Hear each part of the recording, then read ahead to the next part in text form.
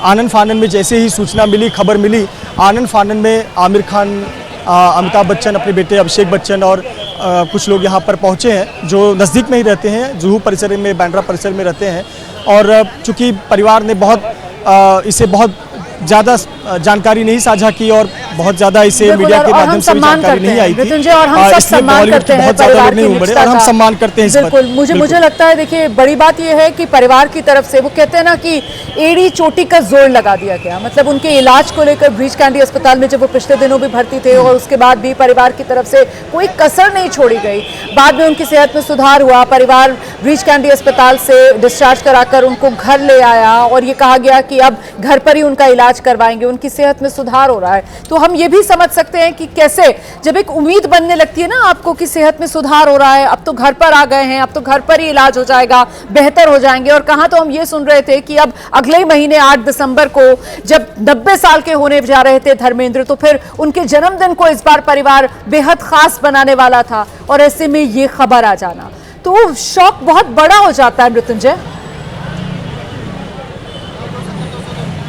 बिल्कुल सही कहा रोमाना। और देखिए, हर कोई जानता है कि 8 दिसंबर को उनका जन्मदिन है और उस जन्मदिन का कितना बेसब्री से इंतज़ार हो रहा होगा जब घर के जो पालक हैं, घर के सबसे बड़े हैं और इंडस्ट्री के भी बड़े हैं, ऐसे व्यक्ति 90 वर्ष के होंगे और कितनी खुशी का पल होता। लेकिन हम जैसा कि देख रहे थे कि पिछले 1 महीने से उनकी तबीयत काफ़ी ज़्यादा ख़राब चल रही थी ब्रीच कैंडी अस्पताल में, जैसा आपने बताया कि काफ़ी इलाज चल रहा है उनका, लेकिन उम्र संबंधी तकलीफ़ें होती हैं और बॉडी इतनी अच्छी रिकवरी नहीं हो पाती है।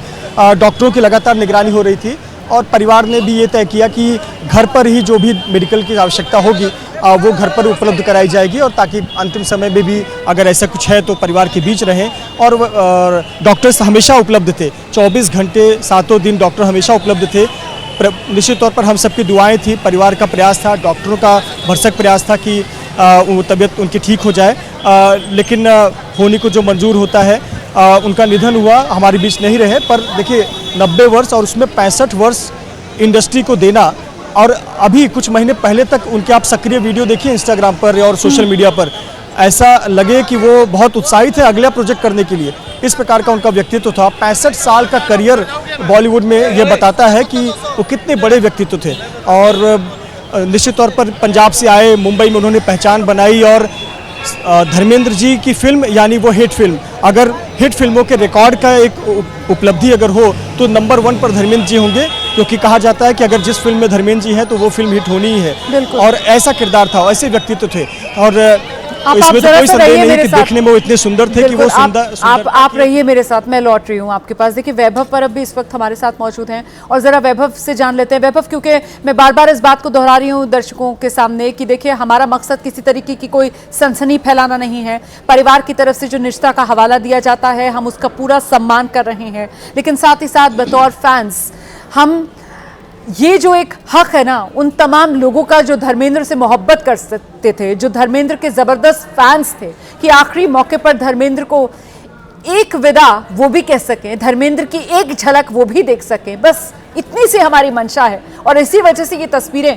हम इस वक्त अपने दर्शकों को दिखा रहे हैं। आप जहां पर मौजूद हैं, कौन कौन बॉलीवुड की बड़ी हस्तियां आपने देखा यहाँ पर विले पार्ले शमशान घाट के भीतर जाते हुए? वैभव जी, मैं इस वक्त हूँ धर्मेंद्र जी के घर के निवास स्थान पर और मैं आपको यहाँ पे दिखाऊंगा कि जिन जिन लोगों को शमशान घाट पहुँचना मुश्किल हो गया है, क्योंकि जिस प्रकार से अंत यात्रा निकली है, अब धीरे धीरे है यहाँ पे जो धर्मेंद्र जी के फैंस है वो अब आना जाना यहाँ पे शुरू हो गए हैं। मेरे साथ कुछ ऐसे शख्स है जिन्होंने 30-35 साल है वो उनके घर काम किया है और जैसे ही खबर मिली उनके तो वो तुरंत उनके घर के पास लौट आए हैं। इनको खड़े होने नहीं हो रहा है। सबसे पहले आपका नाम बताइए और ये खबर सुन के आपके मन में कितना दुख? सोना रणधीर चंडालिया, हम लोग को कल मालूम पड़ा ना, इसके लिए हम आज आए। हमको नहीं मालूम था क्या इधर गुजर गए साहब। कितने साल से आप काम किए थे? इनके इधर नहीं, इसकी बहन के इधर किया था, तो ये भी आते जाते थे ना। हम लोग को ऐसा दुख लगा साहब से मिल के आएंगे, तो इधर आए तो मालूम पड़ा गुजर गए।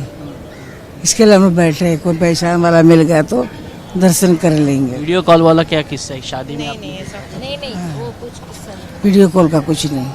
तो ये अब धीरे धीरे है यहाँ पे जो फैंस है, इनके घर काम करने जी। वाले जो लोग हैं, वो अब धीरे धीरे यहाँ पे बढ़ रहे हैं और यहाँ की सिक्योरिटी है वो भी थोड़ी सी टाइट की जा रही है, क्योंकि कई सारे फैंस हैं वो यहाँ पे आने की संभावना है। इसीलिए मुंबई पुलिस यहाँ के साथ जहाँ पर साथ आप जो, मौजूद है वैभव, प्राइवेट इसी घर में इलाज चल रहा था, मतलब इसी घर में जब ब्रीच कैंडी अस्पताल से डिस्चार्ज कराकर लाया परिवार तो यहीं पर रखा हुआ था धर्मेंद्र को, यहीं पर वो रिकवर कर रहे थे वैभव। जी बिल्कुल, यहीं पे डॉक्टर की टीम भी तैनात की गई थी। पूरा मेडिकल जैसा जितनी ज़रूरतें थी वो यहाँ पे सेटअप किया गया था। इसी घर में धर्मेंद्र जी ने आखिरी सांस है वो ले ली।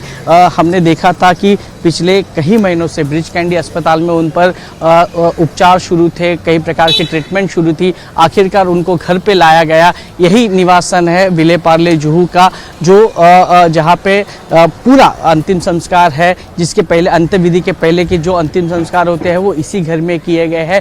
अब जिनको शमशान घाट पहुंचना मुश्किल हुआ है, जो बॉलीवुड के सेलिब्रिटीज है, वो अब थोड़ी समय के बाद है वो यहाँ पे उनके परिवार को मिलने आने की संभावना यहाँ पे रही है। मेरे जताई जा साथ रही मैं है। लौटूंगी आपके और पास, सुबह सूरज से- ओझा का रुख करेंगे। सूरज, अपने घर पर ही, अपने निवास स्थान पर ही धर्मेंद्र ने अंतिम सांस ली, वहीं पर मौजूद हैं वैभव परब, एक भरी पूरी जिंदगी गुजार कर, और उम्र के इस पड़ाव में भी, जिसका जिक्र अभी कुछ देर पहले मृत्युंजय भी कर रहे थे, कि पूरी तरीके से वो जिंदा दिल की मिसाल के तौर पर उभरते थे। सोशल मीडिया पर वो एक्टिव रहते थे, सोशल मीडिया पर वो जिस तरीके के अपने वीडियोस डाला करते थे, स्विमिंग करते हुए, खेती करते हुए, अपने फार्म हाउस में बैठे हुए, वो ठेठ पंजाबी अंदाज में चारपाई पर बैठे हुए, तो एक अलग ही मिजाज, एक अलग ही अंदाज धर्मेंद्र का नजर आता था। सूरज,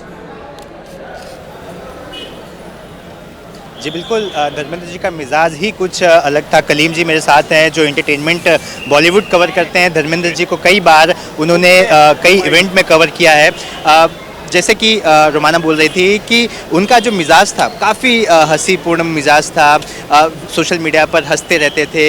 एक क्या कहेंगे? बिल्कुल उन्हीं का एक शेर है कि सब कुछ पाकर भी हासिले ज़िंदगी कुछ भी नहीं, कमबख्त जान क्यों जाती है जाते जाते।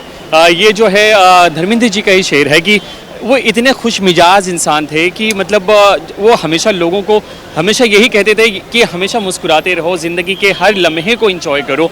वो मतलब इस एज में भी वो सोशल मीडिया पर इतना सतर्क रहते थे, इतना अलर्ट रहते थे कि वो आए दिन अपने वीडियोस वगैरह भी डालते थे और लोगों को हमेशा, जो नौजवान हैं उनको हमेशा एक नई सीख दिया करते थे कि मुस्कुराते रहो, कोई भी हालात कैसे भी हों, ज़िंदगी से जद्दोजहद कीजिए, आप आगे बढ़िए अपनी ज़िंदगी को, और अपने घर परिवार के साथ हर चीज़ एक खुश मिजाजी उनके अंदर जो दिखती थी, वो ऐसा लगता था कि यकीनन वो एक इंस्पिरेशन के लायक है। बिल्कुल, लेकिन कलीम जी अब तक किसी भी तरह का एक परिवार की तरफ से कोई जवाब नहीं आया है। यहाँ पे हम कभी से खड़े हैं, कई लोगों को हमने देखा। मैं जरा सा आपने आपको किन-किन रोक रही हूँ, लोगों को- आप आगे कलीम से बात कर लीजिएगा। सूरज, इस बीच